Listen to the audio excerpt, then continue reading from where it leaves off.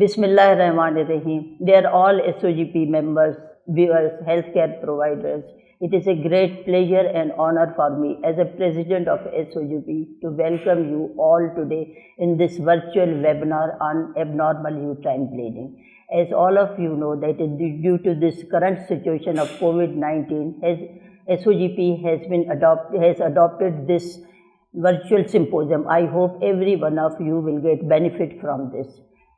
Abnormal uterine bleeding, as all of you know, that is a common problem in our women. Every 1 out of 5 gynecological patients come to OPD with this problem. So I hope the worthy panelists will discuss and you all will get benefit from this discussion. I am very grateful and very thankful to all the panelists, chairpersons, moderator for giving us a precious time for this webinar.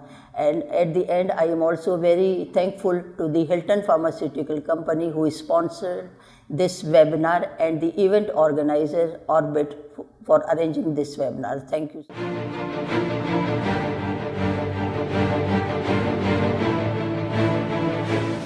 Assalamu alaikum to our pre-symposium webinar on abnormal uterine bleeding. The moderator for my session today is Professor Farrukh Nahid. I am very pleased and honored to introduce my moderator for the session today. Farrukh Nahid, not only my friend and a very candid and dedicated teacher, but at the same time, a very learned and academic-oriented person. Farrukh currently is working in the capacity of a professor of Obs and Gynae at Buckeye Medical University. Farrukh is a member of core group for development of GDM guidelines for SOGP. She is a very senior member. She is a member of ASPIRE and member of Pakistan Menopause Society. She is also a reviewer for the Journal of Surgeons of Pakistan. Farrukh will take over from me now. Over to you, Farrukh. Thank you very much for joining us today. Assalamu alaikum and welcome to all the panelists, worthy panelists, chair of the session who have give their expensive time and the moment, and they are very much found to be dedicated to share their clinical experience in order to guide our participant the way of managing this very special topic of gynecology, which we found as a very important aspect of our gynecological referrals. So before I proceeding to my own very short and brief presentation, I would like to introduce my chief panelist as well as my worthy chairs for this session. So the first person which I'm going to introduce is the Dr. Azizun Nisa, which was the chair of the session. Professor Azizun Nisa, she is the professor at the Abbottabad Medical University College, and she is a very senior person to whom we have learned a lot. She is, no doubt, she is not required any kind of information about her own expertise in the field of gynecology.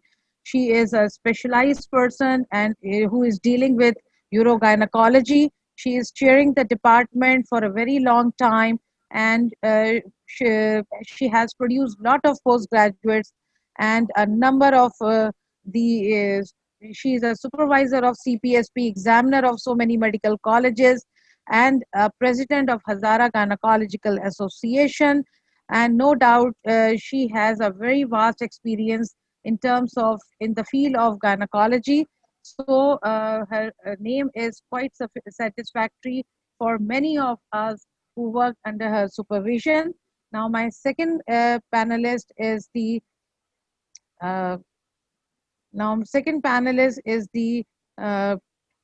Professor Uzma Afridi, and she is one of the leading professor of Balochistan Medical College, Bolan Medical Complex. She is also working as a co-chairperson for Society of Obstetrics and Gynecology, and she have many interest in her field of gynecology, special interest regarding subfertility and obstetrical emergencies. So another one of the worthy chair is Professor Shaila Buckeye. Her known is also very much popular to all of us, and she is working as a professor in the Lahore at the CMH Lahore Medical College, and she is, which is known as NUMS, and she is also have many academical association. She is also a member of Research Advisory Board. She is also advisory gynecology of Pakistan Armed Forces with many publications and awards, and also shown her interest in the field of menopause, maternal medicine, and one of the very renowned medical educationalist. And one of the proud factor is she is appointed as a first first army as a journal. And this is all about our the chair worthy chairs. Now we come to the introduction regarding our worthy panelists. And regarding those worthy panelists, Professor Shaida Hussain Tarar, she is one of the associate professor of NSMC University of Gujarat and founder chairperson of Gujarat chapter. And she has also shown her interest in so many aspects of obstetrics gynecology, particularly of safe motherhood, author of so many publications. Similarly, Dr. Shaida Sheikh, she is also a chairperson of the Shaida Sheikh. She is a chairperson of Medical University Larkana. She is ex-registrar of SMBB Medical University with 20 years experience in high-risk pregnancies and working in Laishan with the Ministry of the Health UAE. She is selected. She was a chair of SOGP Larkana chapter with also affiliated with Women Trials 2. Now, one of the worthy panelists, Professor Shahid Arshad Rao. He is head of the department of Nishtar Medical University, Ops and Gynae department, and chairperson of SOGP Multan chapter, supervisor of CPSP for so many years, and ex-faculty member of Gynae CPSP, focal person for Regional Fistula Center Multan, and author of so many publications, national as well as international, and shown his major interest in Fistula Center Multan, and many efforts in regard of saving motherhood and maternal mortality, and Secretary General of PMA Multan chapter. So these are all about so many worthy professors, and the last one is the Professor Naseem Sabah. She is the head of the Department of OBGY, Multan Medical Dera Ismail Khan, and chairperson as a Dera Ismail Khan for SOGP, President, Medical Director, and Medical Teaching Institute Dera Ismail Khan. So welcome to all of you, all worthy panelists, as well as chair of the session. And before we proceed to involve all of you in terms of learning and guiding to our participant, particularly the juniors who are attending our webinar, are very much keen and enthusiastic to know the correct direction of their problems who are coming day to day in our OPDs. I will like to share my very brief introductory presentation about the importance of this topic. So this is my brief overview, and this is about the abnormal uterine bleeding. Now, this is about, as Dr. Alima said, that all about is this. And now we approach that we all know about much that what is abnormal uterine bleeding. So we don't go in too much detail in terms of its basic understanding. But the important aspect is that this is a very complex sort of problem and the pathology, and it always and always complicate our approach, and it requires a very detailed evaluation which focus us so we can have a better management for each of the individual who comes to our OPD. And it's significantly impacting the quality of life and imposing the financial burden to all of the community. So abnormal uterine bleeding is shortly usually occur after menarche, and we found that extreme of ages like menarche or pubertal age, or similarly we found most of the women come to our OPD as a gynecological problem at the age of perimenopausal. So this is very common aspect in our routine gynecological practice. So it is frequently associated and ovulatory cycles. So the women in our population, which is contributing as an Asian बंद कर दो population, दरवाजा. are mostly obese, and they are having insulin resistance. So you can easily predict that this problem is day to day increasing in our gynecological OPDs. So heavy menstrual bleeding or the infrequent bleeding are the most common reason of our gynecological referrals that we all admitted as a practitioner gynecologist. So 1 in 20 of the women, which usually found to be in the age of 30 till 49, are having this kind of problems and experiencing irregular cycles in our lifetime. And usually the cycles are found to be heavy, which makes the quality very bad. And these problems laid down in difficulties, and they found so much distressing conditions, which for which they go to the general practitioner, family practitioners, and once they come to the gynecologist, they already had a very bad conditions. So usually they do not ovulate, which we all consider. But what is the problem is to deal with the young women which are having ovulatory type of abnormal uterine bleeding, which is usually in a very younger age group. And so we had a challenge to deal with these kind of problems, which we will come to know in our clinical scenarios, and our worthy panelists and the chair will share their experience and expertise to solve those issues, and they will guide us the management properly. So the incidence is also 10% around in those women or young girls who have ovulatory cycles. So we are not going much details, but we all know this is the pituitary hypothalamus and ovarian axis, which is usually get disturbed, and this is the actual mechanism which we are always dealing with, why this woman without any organic pathology or any proper lesions have abnormal sort of uterine bleeding. We found that most of the young females who are at the step of menarche, or before just menarche, when they are going through the thelarche, they have a high FSH rather than LH, and that is the same process we found in abnormal uterine bleeding. You can see that slide, that exaggerated FS in spite of normal spurt of GnRH, that leads to abnormal or anovulatory cycle of abnormal uterine bleeding. So there are so many causes. One of the introduced theory which makes our problem to be solved, to understand how we can classify that the heavy menstrual cycle is associated with any obvious pathology or without any obvious pathology.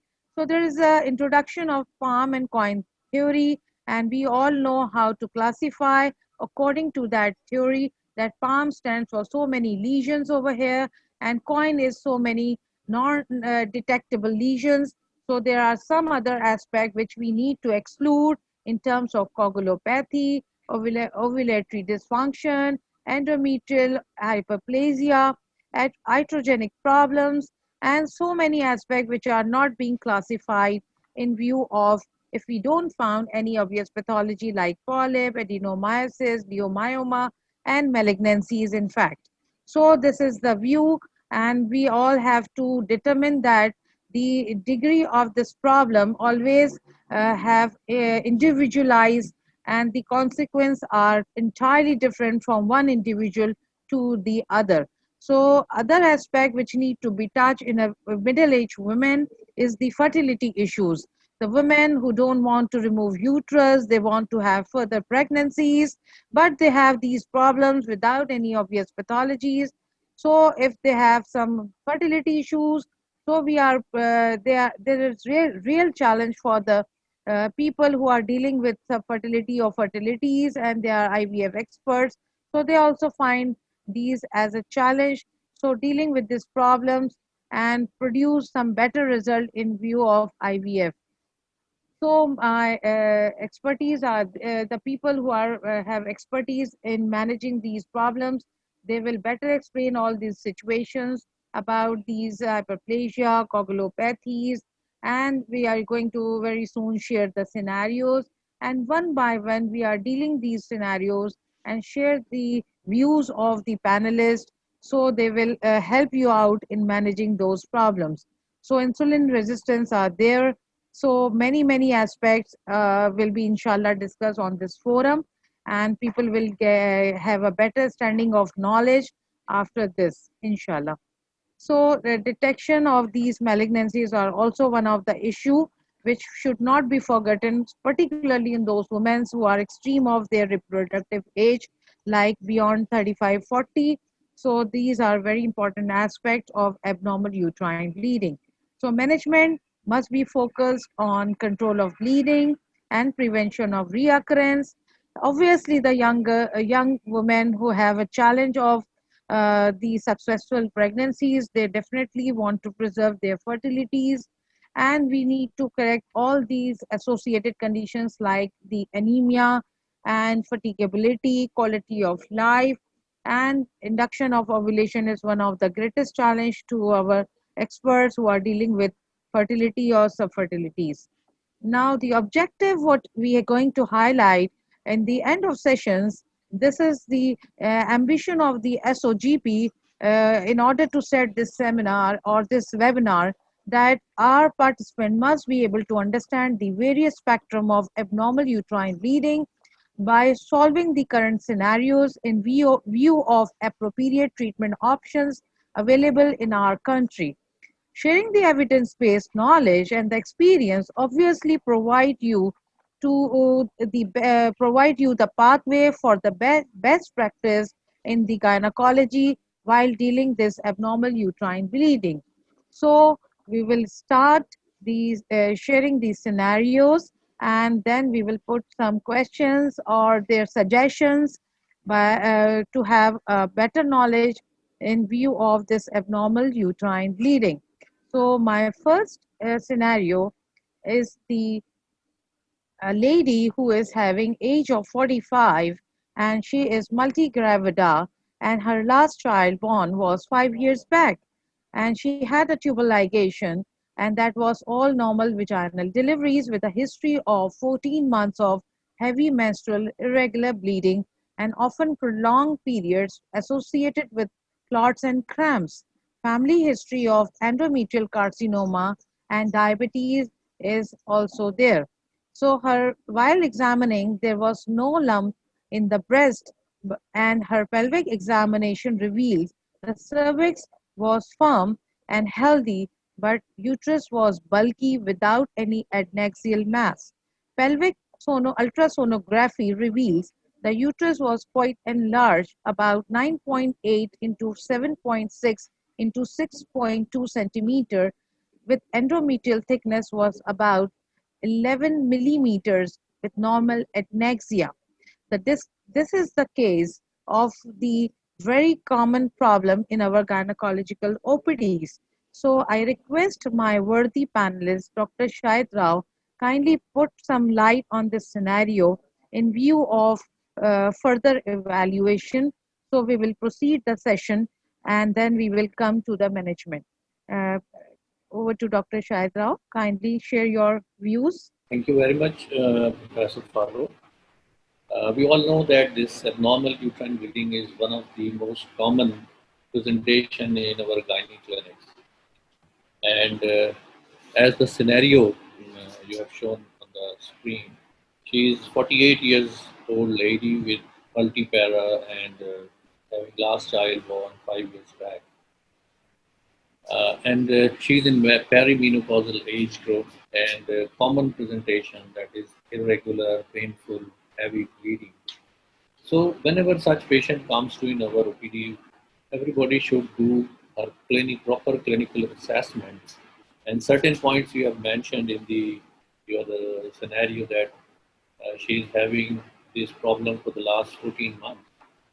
and the pelvic examination shows that she is having bulky uterus and the adnexas are clear. In the history, there is a risk factor, that is family history of endometrial carcinoma, and she is having diabetes as well. But even then, we have to make our clinical diagnosis first, and then we should proceed to certain investigation. Now, looking at her history and examination, the common problem at this age group, that is at the age of 48 years, and multi-bearers with bulky uterus, we think about adenomyosis, we think about endometrial pathologies, which can be the polyp or hyperplasia, or even CA endometrium can be the possibility in such ladies. The ultrasonography is showing that she is having a large uterus with endometrial thickness is about 11 millimeters, and the adnexas are normal. So I think we should proceed for the endometrial biopsy. After the examination ultrasound, we should proceed for the endometrial biopsy at the age of 48 years, having a risk factor as well. So endometrial biopsy usually can be performed in OPD by Pipel. We all know Pipel is simple to perform and cost effectiveness and without anesthesia, having good sensitivity and specificity. But it has a limitation as well, that sometimes we can miss the focal lesion in the endometrial cavity. Second option is we can go for a stereoscopic guided endometrial sound.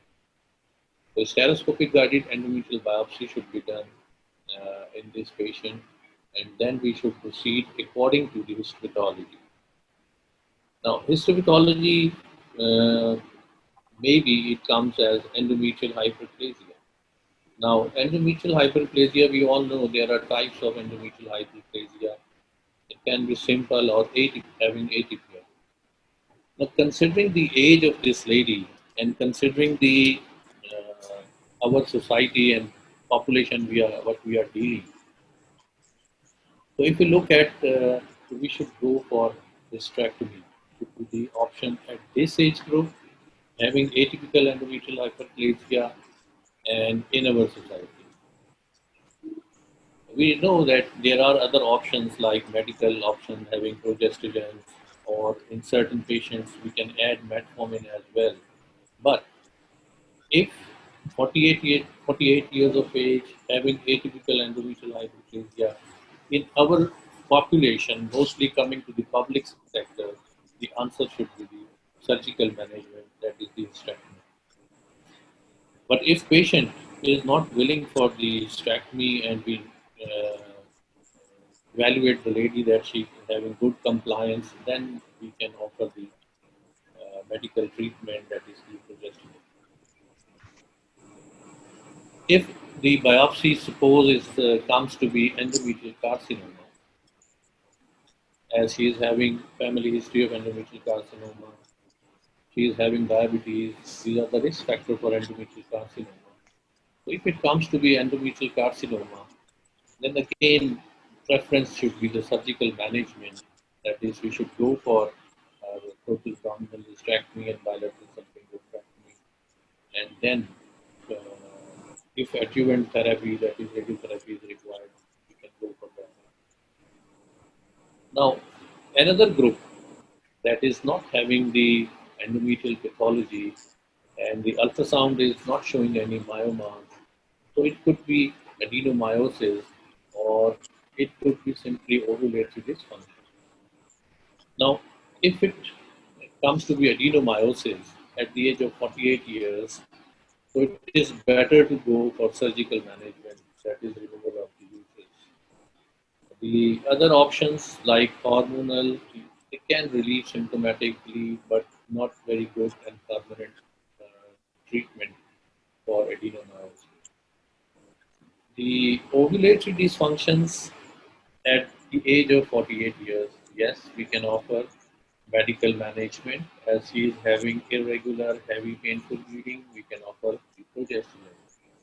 Marina can be the one choice as it is the compliance is good and having good results. So we can offer Marina to such patients if they are not willing for the surgery, or we can advise oral progestogens to such patients. But the number one choice should be at this age group is again the hysterectomy. The patients who are not willing for hysterectomy, having ovulatory dysfunctions, can be offered hormonal management.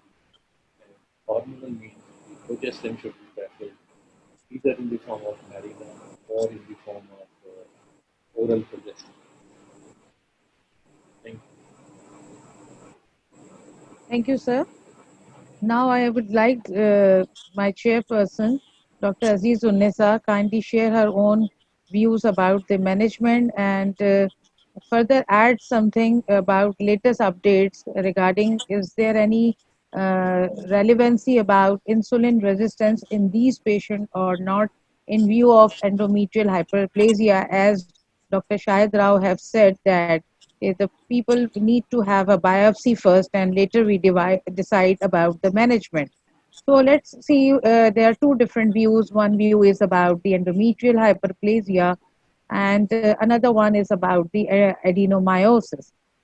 So kindly share the view about this latest updates and the further insulin resistance, because our population is very much obese and currently we have seen so many women who are obese and diabetics and they are suffering these problems very frequently. Ji, Madam, Thank you. Dr. Aziz Unnesa. You hear me? Yes. Thank you, SOGP, moderator, panelists, chairpersons. I feel honored to be part of this great activity today. Everything is nicely explained by Dr. Shahid Rao. I would slightly go on the conservative side for the management of these patients. Better to avoid surgery. As patient is 48 years old and she's approaching menopause, and even if she is having adenomyosis or having some hormonal dysfunction, that will be covered.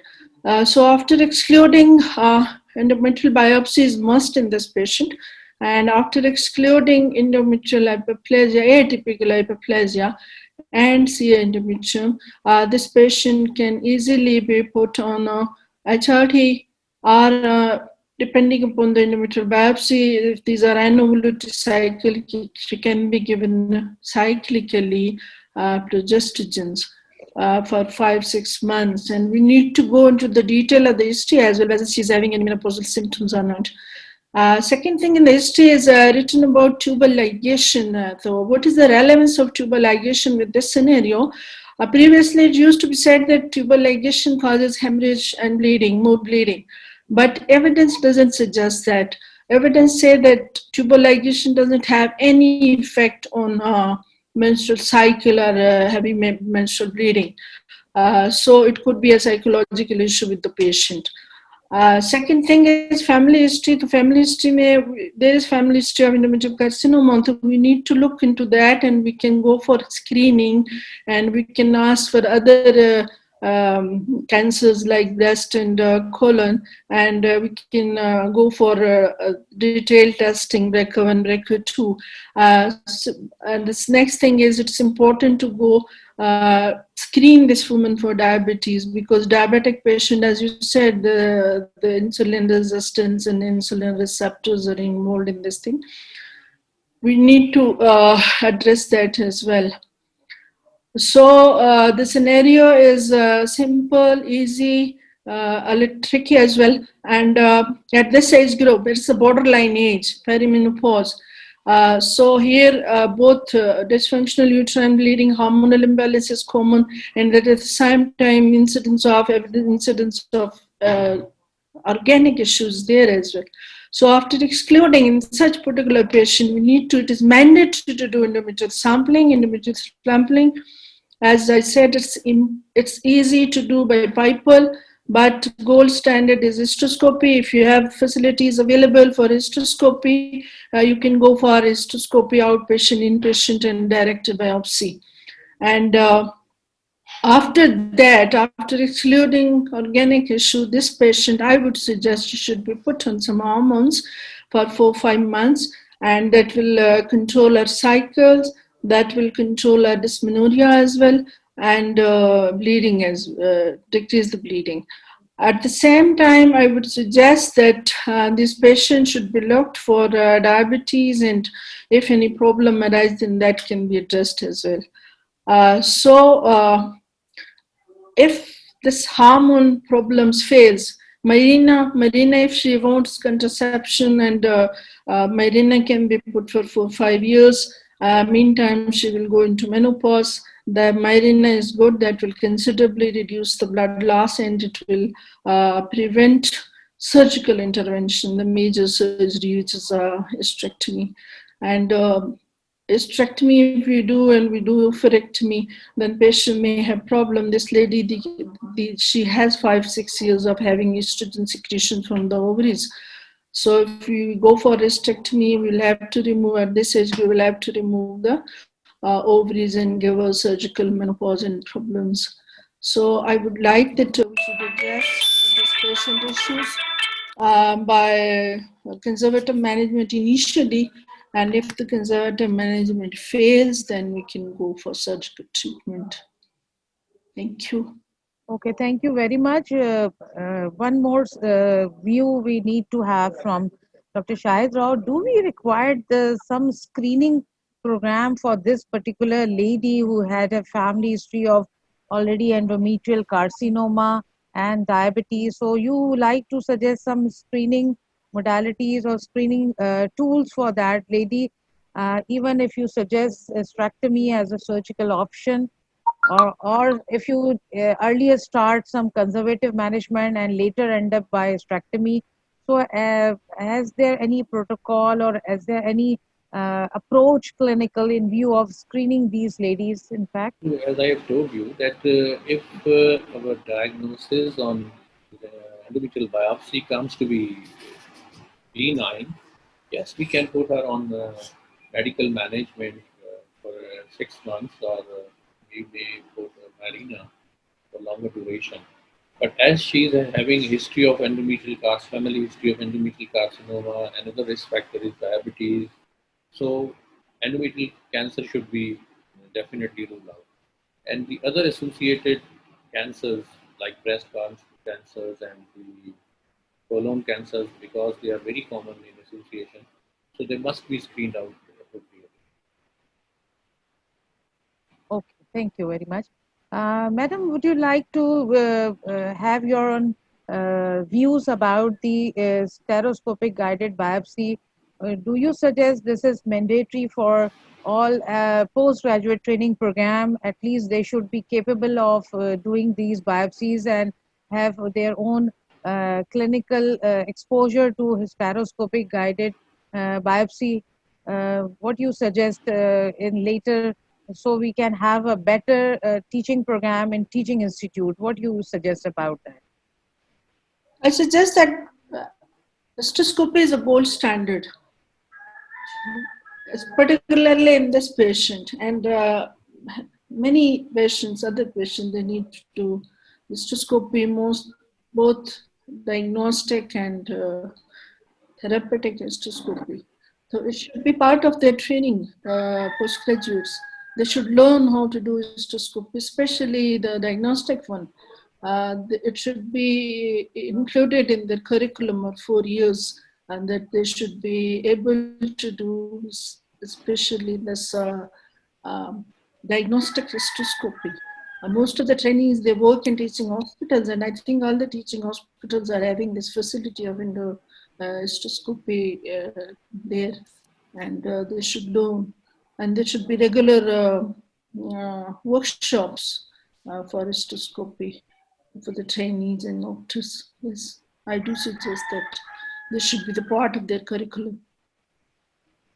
Okay, thank you very much. I think we have a very good overview about this scenario, and we have learned, as Dr. Shahid Rao has explained, that all matters depend upon the biopsy and the approach entirely directed after getting the biopsy report. So there are two possibilities in this case. One is the adenomyosis, and another one is very importantly, that is the endometrial hyperplasia, whether it is atypical or non-atypical, and the whole management based upon these hysteroscopic biopsy report. And a further evaluation must be considered in view of diabetes and obesity and whole family history. So the woman must be go for some screening process like oral glucose tolerance test. So the simultaneously these options must be considered. So thank you very much, my worthy panelist, Dr. Shahid Rao, have a very good approach and stepwise approach for this patient, and expert opinions being shared by Professor Aziz Unnisa. Now we move to our next scenario, and I would like to invite my second part of the panel and the chairs of for this scenario. And this is with the scenario shared by Dr. Shaida Sheikh, which is the our chief worthy panelist, and chaired by Dr. Shaila Bakai, is one of the renowned professor and the dean of the OBGY at Army Medical School and colleges. So we have this scenario with a busy lady who is a school teacher and a young teacher, 28 years old. She has a first normal delivery, which is spontaneous vertex delivery. This is 1 year ago. And for last 5 years, she is having heavy menstrual bleeding with dysmenorrhea. She is not currently breastfeeding or lactating her child, and her pelvic examination reveals no obvious pathology, and pap smear report was normal. So this is seems to be very simple, straightforward, but very difficult in view of this situation when the woman is very much young and she needs more option for children, and she came here with this problem to the gynecological OPD. So my humble request to Professor Shaida Sheikh, so kindly put some light on this scenario, how you will further require some further information, and how you will approach to this lady. Kindly help our audience in view of the management as well. So Professor Shaida Sheikh. Thank you, Dr. Farooq, and Assalamu alaikum to everyone, and good afternoon to my panelists and chairpersons. Thank you, SOGP, for inviting us and involving in such academic activities. As the Farooq had given the overview about the abnormal uterine bleeding, and she had told everyone that there is a new classification of AUB according to the FIGO guidelines. So if you remember the second half of the palm coin, the coin COEIN. So if we are from this scenario, excluding that she is not having some structural problem because she's having just history of 5 months of the heavy bleeding, and she is bleeding, and along with that, she's having dysmenorrhea. Her uterine examination is normal, and her pap smear is also normal. So more likely, she fits into the second half of the classification in Quine, and from that perspective, we have to evaluate that lady. Although she might be having some structural problem, which may be later on diagnosed with some special investigation, but we must focus on the thing. So the goal of the evaluation is to establish etiology, and then we have to go for the management. Because she's very young, definitely she would be requiring fertility preserving managements, and not the surgical, but mostly the medical management. So Quine stands for the coagulation, ovulatory, endometrial. So if you see the coagulatory dysfunctions, which is more or less likely, but in 3% of cases, we can assume. So we can ask the history of the bleeding during the in the postpartum period, or when she had some tooth extraction, she might be having easy bruisability. Although it's a 3%, but it can be there. So if you see what are those, the coagulation dysfunction, the 10% in 10% condition is the von Willebrand factor, maybe the platelet dysfunction, factor 11 deficiency, factor 10 deficiency, or she might be taking some anticoagulant, or she is chronically on some kind of drug, antiplatelet. And looking at the ovulatory dysfunction, this scenario doesn't give you the history that she is obese. She might have put on the weight. She might be having the coexistent PCO. She might be having the hypothyroidism, hyperprolactinemia. She is a busy school teacher. She might be going through the stress period. She is having anorexia. She has obesity, or she might be having the weight loss. And she is going for the period of stress, obese, and then doing the extraneous exercises. So this might be helping you in evaluating the woman. If you are looking at the endometrial causes, there may be the deficiencies of the local vasoconstrictor prostaglandins, for which we are giving the easy, available, and cheaper treatment, or she might be having infections and inflammations. Chlamydial infections also have been claimed as the cause of the abnormal uterine bleeding in such group. Or even if you look at the eye of the coin and the what is the iatrogenic, she might be having the breakthrough bleeding, or because she had been using the emergency contraceptives, continuous or other cyclical progesterone she's taking, or she had the intrauterine device, or she might be having the period of depression and she's on the antidepressant serotonin reuptake inhibitor, which may cause the hormonal problem affecting the pituitary angle. And very rare, and there is the not yet classified causes, atriovenous malformation, which is which we will diagnose with the advanced technology, or myometrial hypertrophy.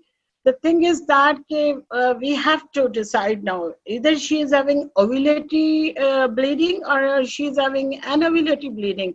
So ovulatory bleeding are usually painful, and anovulatory bleeding are usually painless and prolonged bleeding.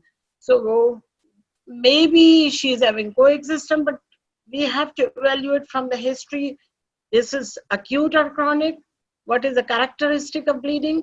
What are the menstrual bleeding severity, and how much is the pain, and whether it's affecting our social life? That's why this school teacher has come to your clinic. And is there any family history of some bleeding disorder? Bleeding disorder would be excluded on just 4 things. Either there is diagnosed family history of the bleeding disorder, or she is having recurrent history of anemia, and she is giving you the history of treatment for the anemia, or she is having easy bruisability, or she had previous history of excessive blood loss during tooth extraction, or during the postpartum hemorrhage, or after the miscarriages, or like that. And then definitely you must cover the history about what kind of medical treatment if she's taking, or focusing on the weight gain, maybe the part of the diagnosis for the hypothyroidism, because all the GnRH, pituitary gland, they are interacting with each other, because if any kind of the hormonal problem is there, endocrinopathy may be involving the multiple endocrinopathy. So how would you evaluate from apart from clinically? You have seen the patient, she may be obese, she may be having hirsutism, she might be having acne, or she may not be having anything else like this, but she is giving you the history of weight gain and the stress. She may be giving you the history of the galactorrhea, headaches. So what initial labs, because in one sitting you cannot give all the costlier labs to her, but initially the blood complete picture, blood sugar levels, and in blood complete picture, if you see the platelets are going below 100,000, you can go for other decoagulation profile studies. And you can go for the ferritin level, you can go for the iron levels, because you have to establish the etiology. You can go for the thyroid stimulating hormone levels, thyroid profile, and she might be needing the cervical vaginal swabs. And other investigation, the cheaper investigation is the ultrasound, which that excludes so many things. As the scenario is there that her uterus is normal, so probably uterus may be coming normal, and the ovaries are also probably normal. So it will give you the idea that she is having which kind of the problem. Either it's she's having the non-structural problem. So focusing all these things, I think this age is not suitable for endometrial biopsy, because the endometrial thickness will give you the idea. If it is required, it is more than 15 millimeter and in secretive phase, then you may go for the endometrial biopsy. But history is short, just of 5 months. She's young patient. Her pelvic examination is normal, pap smear is normal, and if on the next visit she brings her reports, you will exclude other conditions as well.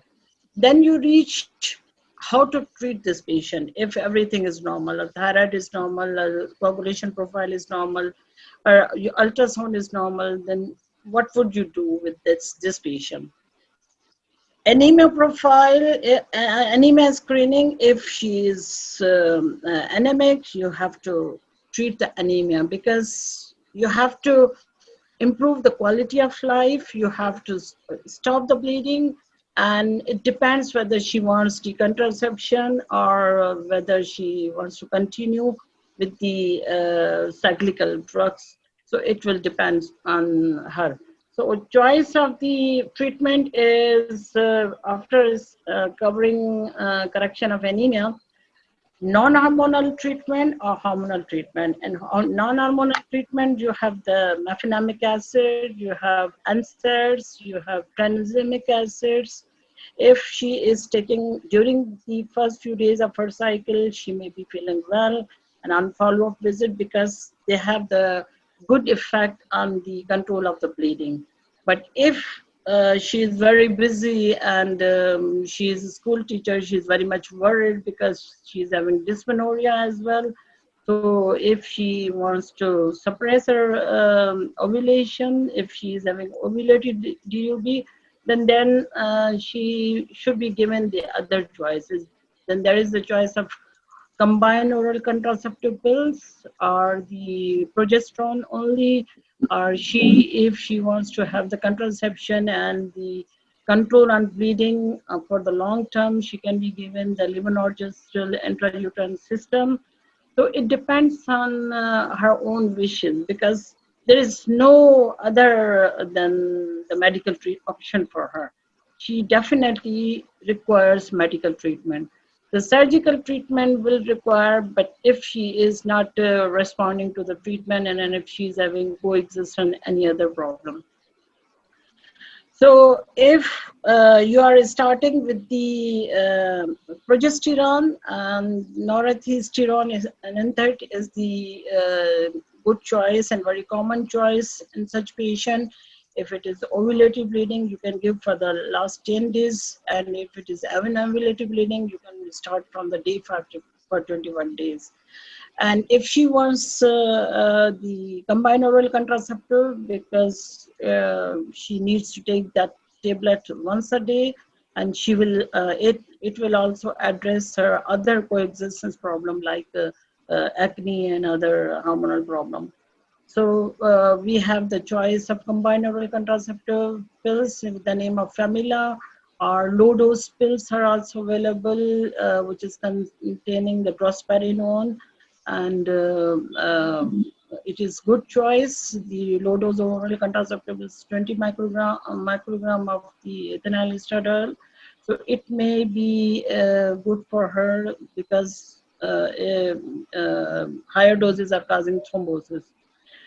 So other are the levonorgestrel marina, because it is having good coverage. Efficacy rate is about 90% in such patient, but as it is a costly treatment, in first setting, the patient usually do not agree with such cost of treatment. But when we consult them, so they become agree after having courses of 2-3 months on the other progesterone.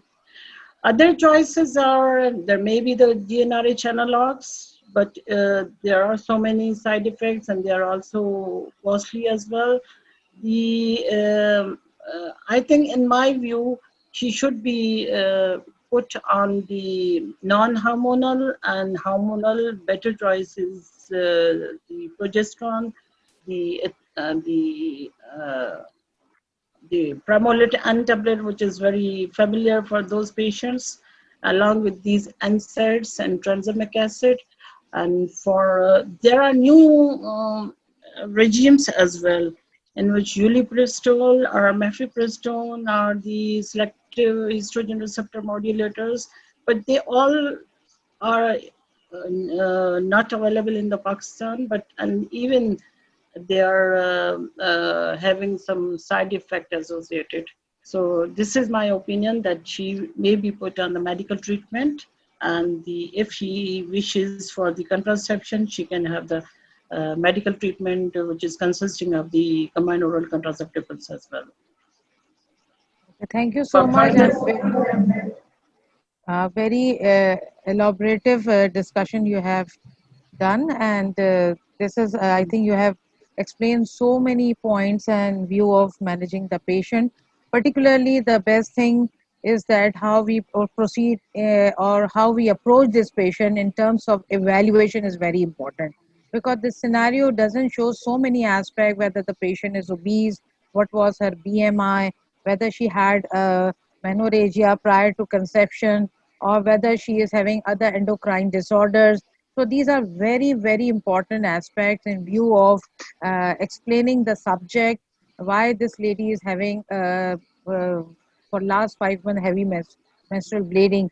And one of the aspect is very important to review this patient about some infectious disorder like pelvic inflammatory disease and things like that, once she is not having any obvious pathology. So you have also explained so many aspects of medical, hormonal, non-hormonal management. Now I proceed to my chair, Professor Shaila Bakai. So it is request to share the updates regarding the low dose OCPs and the comparison of Myrina, her own, sharing her own experience, because there is very few of the practitioners have a very good expertise about the Myrina, whether this is liver nodegestural intrauterine system, because patient must it is very difficult to counsel these women about the this contraceptive device which is hormone containing, and still people are not having a very good overview.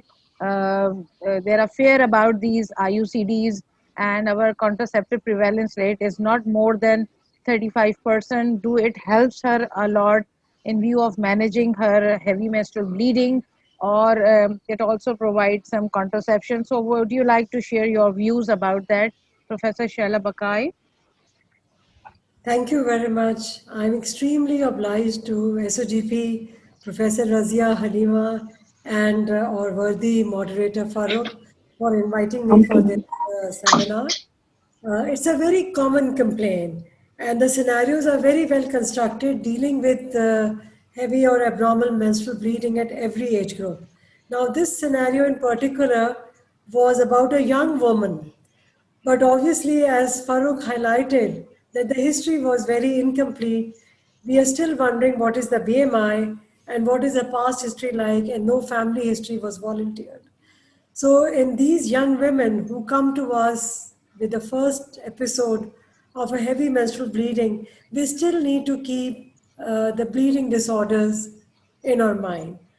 So the first step in evaluation should be a detailed history, which would highlight her family history, any history of bruising before, perimenarchal bleeding problems, what were her menstrual bleeding like before the delivery, and also whether she's on any drugs, because that would also lead to hormonal imbalance and bleeding diastasis. And many a time we have discovered platelet dysfunction disorders like Glanzmann's thromboasthenia or von Willebrand disorder for the first time in such a patient. So that should be number one. My advice to our younger colleagues is to take a detailed history. And I would agree with Shaida that this is not a case for endometrial biopsy as a first line investigation. I think after taking a detailed history, we can go for a transvaginal ultrasound imaging, and that would be it. And we can prescribe treatment. For a country like ours, which is, we have a poor setting, and everybody may not afford expensive treatments. So giving tranexamic acid and maybe mefenamic acid during the days of her periods can solve her problem, and we can call her back and review what is a bleeding pattern like. Or if we discover any problem, then we can go for a hysteroscopic directed biopsy for focal hyperplasias or anything. And there are things which are still not classified, like atriovenous malformations. But fortunately, this lady doesn't seem to have had a history of any interference or a diagnostic curettage or a postpartum curettage, because that history is not available. But we need to keep those things in mind. And your question about levonorgestrel intrauterine systems, it is very good, but not everybody, a woman of low parity is willing for levonorgestrel intrauterine systems.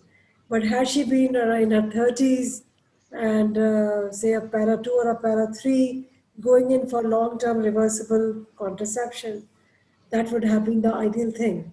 But whenever we are set to use levonorgestrel intrauterine systems, we need to counsel our patients very well.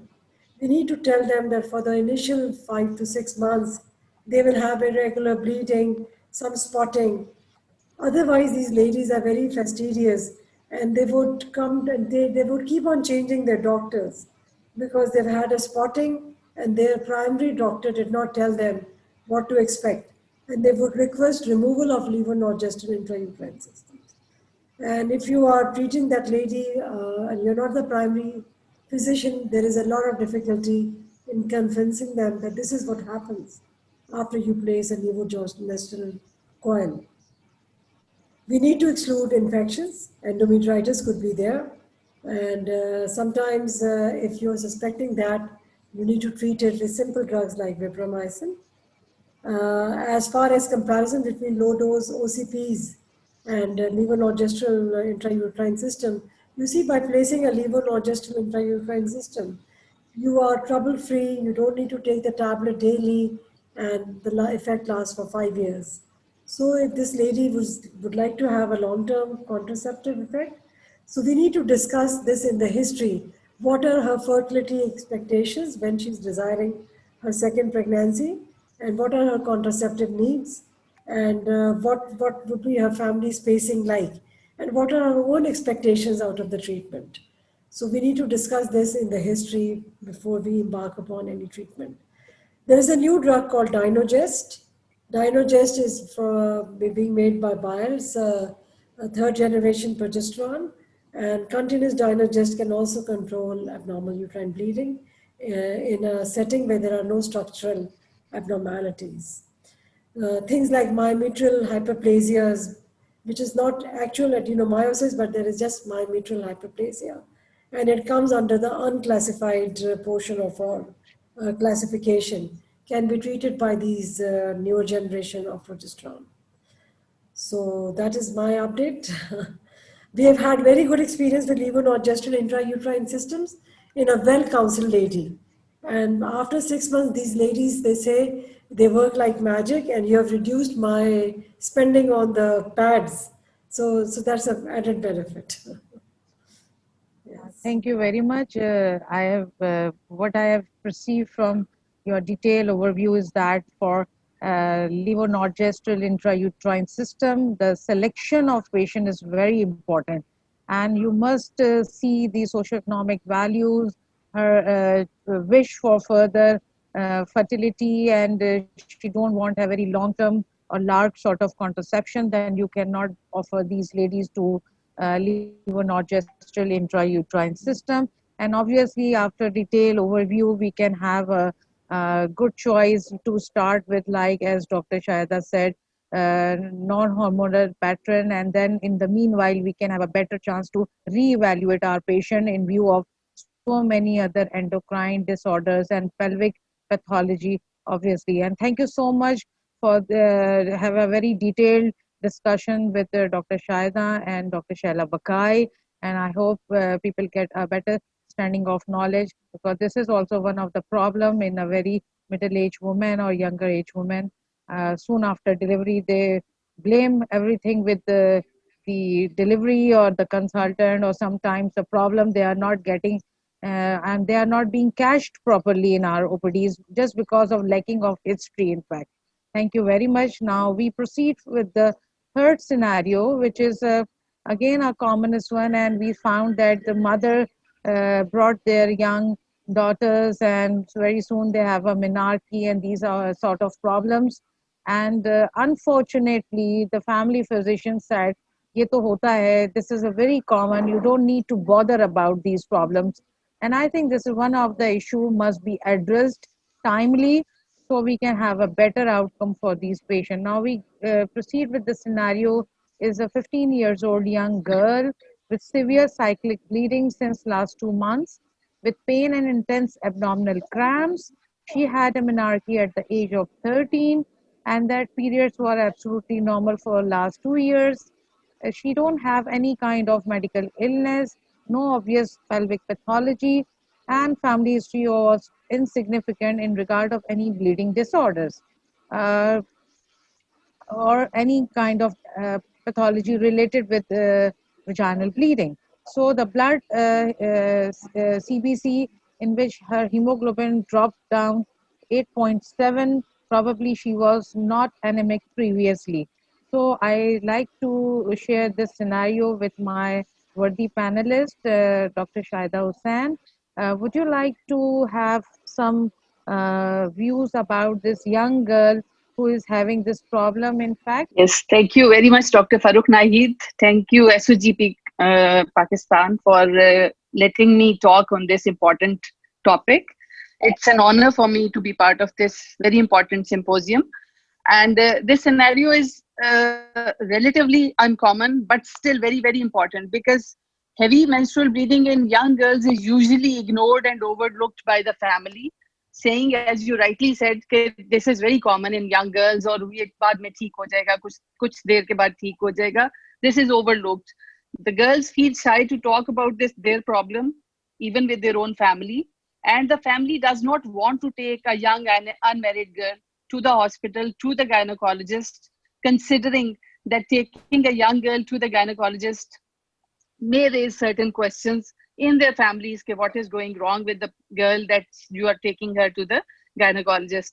And the primary physicians, unfortunately, sometimes miss these problems.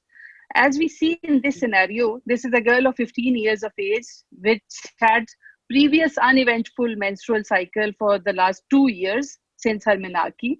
But now her periods have become very heavy, severe cyclical and very heavy, along with pain and intense abdominal cramps. इस scenario, although it's very brief scenario, लेकिन इस scenario में बहुत सारी information इसके अंदर ही मौजूद है, इसलिए कि period was normal for the first 2 years, and you said that there's no medical illness or pelvic pathology or family history which is available, but her hemoglobin has dropped to 8.7 grams per deciliter. So she has developed moderate anemia by this excessive blood loss which she is having for the last few months, 2 months rather. So this patient needs our careful attention, और attention जब हमने उसको देनी है, तो obviously it will start with the history of this patient. History में जो important चीजें जो obviously mentioned इसमें नहीं है, but we have to ask is that उसकी pre-menarchal history में कोई उसकी bleeding tendency की या easy bruisability की या prolonged bleeding from any minor cuts or wounds or injuries, is there any history available or not? Because sometimes it is, many a times these histories are missed and overlooked लेकिन जब हम उनको critically probe करें तो वो history हमें the family comes with a history that yes, she used to bleed a lot when she had some minor cuts or injuries. So this careful history of her day-to-day life in her childhood and before menarche is very important. As we see that she had, for the last 2 years before these episodes of heavy menstrual bleeding, she was having normal regular vaginal bleeding with a normal or average flow. So we have to evaluate that what kind of severe heavy cyclical bleeding she has. So we have to take a detailed history of the amount of blood which is being lost in every cycle now, and we have to compare it with the amount of blood which was being lost in the previous cycles. So उसके लिए हमें उसकी verbal assessment patients, because she's a young girl, we might need the help of her mother or the caregiver to take a detailed history of her amount of blood which is being lost in every cycle. As we see that the history says that she had no medical illness, so presuming that she is euthyroid, but still we see that sometimes we see some patients who are subclinically hypothyroid, and we have to keep in mind that this bleeding might be because of some thyroid dysfunction. So we must keep it in our mind, or thyroid disease के लिए उसकी history भी लेनी है, and we might need a thyroid profile as well. Pelvic pathology, we usually do not expect young girls to have any pelvic pathology which might cause heavy vaginal bleeding. So in young girls, usually it is either anovarian, anovulatory menstrual cycles which cause this bleeding, but that starts right from the onset of menarche. Usually the first few years of menstrual cycle after menarche are heavy in patients who have an ovulatory type of heavy vaginal bleeding in their adolescence. So this has to be kept in mind that this might be a case of anovulatory dysfunction. But again, as the history says that these are painful menstrual cycles, so we can presume that this might be, now the menstrual cycle has become ovulatory. The anovulation, the period of anovulatory cycles is over now, and the cycle has become ovulatory now. And now, after having the combined effect of estrogens and progesterone on the endometrium, her previously unmasked bleeding tendency or some bleeding disorder has become a previously masked problem of bleeding disorder has become unmasked now, and she is having some underlying hematological disease or bleeding disorder which might be causing this problem. So we have to approach this patient very carefully, and we have to take this history and this complaint of the patient very seriously, because she has dropped her hemoglobin to 8.7 grams per deciliter. She needs our close attention because she's losing a lot of blood, and obviously we will proceed with the history, the relevant examination and the relevant investigations, which we can discuss later. But this is how we can approach this patient. We have to take a detailed history of her minor cuts and bleeding associated with those minor injuries. We have to take a detailed history of some coexistent bleeding disorder or family history of some hereditary bleeding disorders. We have to take into account that her siblings or some other family members might be suffering from some hereditary bleeding disorders, and we have to make relevant investigations.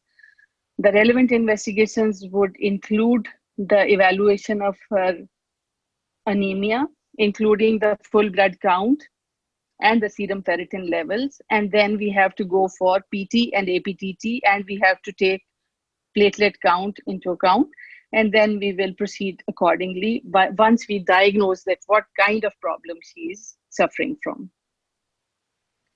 Thank you very much. I think you have better guided all of us how to approach a young girl with this kind of problems. Not necessarily all of them have a normal cycle, since menarche maybe have abnormal or irregular cycles followed by heavy bleeding. So history is again very important aspect, and family history regarding these problems or her own history in term before menarche regarding the bruises and prolonged bleeding pattern whenever she had been traumatized or injured badly. So these are very important aspects to evaluate systemic bleeding disorders. Now my humble request to Dr. Naseem Sabah, kindly share your views about the systemic bleeding disorders, what kind of bleeding disorders we usually detected in the early part of the menarche when young females come to us, like this case with the abnormal kind of bleeding pattern. If the pelvic pathology is, no pelvic pathology is detected, and we are more focusing towards the systemic bleeding disorders. Professor Naseem Sabah, may I have your attention? Thank you, SOGP, for giving me the opportunity of this honor to be present on the panel today. I'll just highlight the main management goals in cases when we face such patients with us. Like, because for the trainees or the PGs who are watching this through social link lively, in such cases when we first Dr. Shada highlighted that this is a little bit less common problem, but I think it's not less common in our setup in our areas. This is rather the iceberg phenomena. The families, they do not present these cases to the outdoor and to the doctors. Otherwise, we receive the patients, the young girls, 13, 14 years with a hemoglobin of 6 grams, 7 grams very routinely, and only for the reason that they are not presented to the doctors for some social problems or stigmas which they think. So broadly, our main goal of management when we receive such patient is immediate control of the heavy bleed, then normalization of the cycle, and then we go for the prevention of recurrence as well.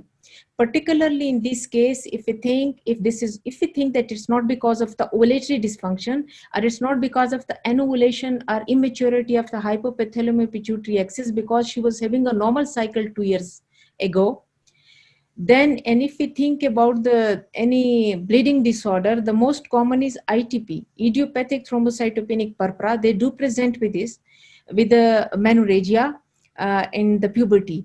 In this case, the heavy menstruation is not in the duration, it's only in the volume, because she has dropped hemoglobin in 2 months only.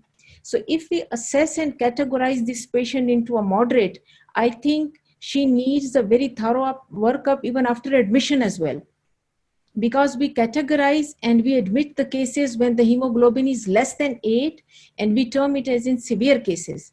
But the problem in severe cases is in this, they have a prolonged history. Here the history is very short. If she has dropped hemoglobin to 8 grams only within 2 months, she might be having some underlying problem which needs a very keen attention and then management in it.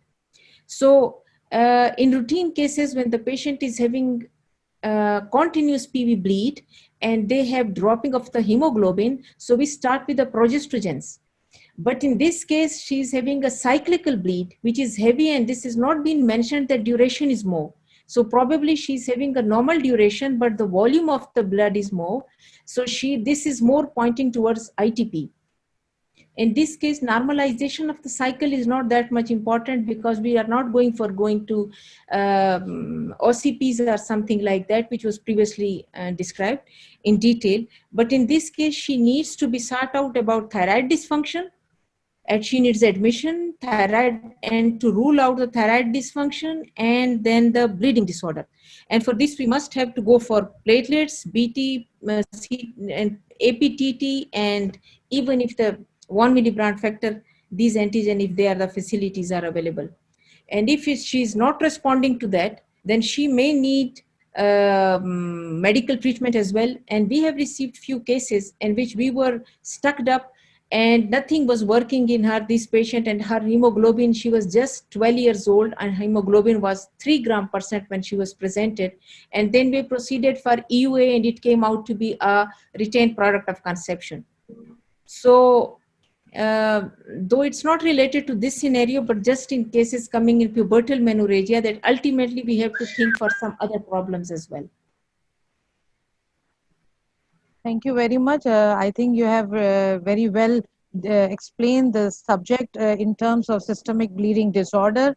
And no doubt about it that few of the cases usually presented either by ITP or mostly women who have undiagnosed because of no problem at all. But this is one of the leading factor that is called menorrhagia or heavy menstrual bleeding in a very younger age group with this hypothyroidism is very much common. And obviously, the von Willebrand-Rees is also being diagnosed in young girls by this pubertal spurt and menorrhagia. So, with this, I will like to share the views of the our chair, worthy chair, Professor Uzma Afridi, and I would like that she must share some views about that problem and also focus on the outcome of these patients in long run and their fertility issues. Kindly, Dr. Shaila Bakai, would you take a lead and just given the view about the outcome of these young girls if they are really presented with systemic bleeding disorders in regard of their fertility as well as their managing these bleeding problems, and how you will proceed as a gynecologist in our routine practice. Thank you, Farooq, for inviting me again. The bleeding problem in a young girl is not that uncommon. It is highly mismanaged, ignored, as Shaida pointed out, and usually shelved that you will be okay after a while as you grow. But these girls, if treated in time and if they know that they have a problem and what is the problem, if the problem is identified, then these girls, they tend to have a normal reproductive life, and then they could also reach their fertility potential well. It is because these girls, if they are undiagnosed, usually they end up in a very severe episode of bleeding, especially postpartum. And sometimes they undergo, I've seen people having emergency obstetric hysterectomies because they were bleeding profusely from the uterus and they didn't know that the problem was a bleeding diathesis, a stage 3 of or type 3 von Willebrand disease. So if that's the problem, then these people, the fertility potential obviously gets finished for them. But if the problem is identified, they are managed, the hemoglobins are kept optimized, so they can be very well sort of taken care of. But they would require constant hormonal support many a times. So they keep on coming in and out, and there are family clusters. So if you identify one girl, you need to ask about the other girl also, especially in these platelet dysfunction disorders. Because the platelet count is normal, the CBC displays a normal platelet count, but you have to ask for platelet function studies. Glanzmann's thromboasthenia is pretty common. We have clusters of these families in which all the girls' siblings are affected. So we keep their health optimized, but ultimately they do come up every 3 months or so, and sometimes these emergency treatments are to be administered because they leave their treatments and then they go for emergency estrogen injections or the high dose progesterone therapies, and that entails frequent admissions and a lot of side effects for them. Thank you very much. I think we have a very extremely good discussion about the spectrum of this problem, which is very much common in our gynecological practice. And I am very much thankful to all my worthy panelists and very grateful to all the chairs who are actively participating and put up their vigilant response and take out from your busy schedule and be a part of this academic activity. I will like that Dr. Professor Aziz-un-Nisa kindly have a very short sum up of this whole problem which we are dealing today in few lines. So later on I will be have a closing remarks for that seminar or webinar. Professor Aziz-un-Nisa. Thank you, Farooq. I would like to just comment on this scenario. Naseem Sahab said that she had come across with the girl having RPSs. We should do ultrasound scan and exclude endometrial polyps. And sometime I have seen 2-3 patients like these, girls having multiple treatment from GPs and gynecologists, and they turned out ultimately having endometrial polyp or fibroid polyp especially. So we should exclude organic cause, though dysfunctional bleeding is very common in this age group. But if a girl is not getting cured after hormonal treatment, we should go and seek, we can do hysteroscopy to rule out any endometrial problems, polyps or fibroid polyps, as AV problems. Sometimes the new discussion is about having atrioventricular anastomosis, arteriovenous problems in atrium. Malformations. Malformations. So we should do, if they come with interactable problems, we can go for hysteroscopy in these patients. Nicely explained by everyone, and very good discussion. I think postgraduate and undergraduates and all the consultant doctors who are seeing this program, it will be very useful for them. And thanks to SOGP, Farooq, and all my colleagues, chairs and panelists. Thank you. Farooq, can I have a word? Yes, thank you. So, thank you so much. For our valued audience, I would like to just point out the salient features why we kept this.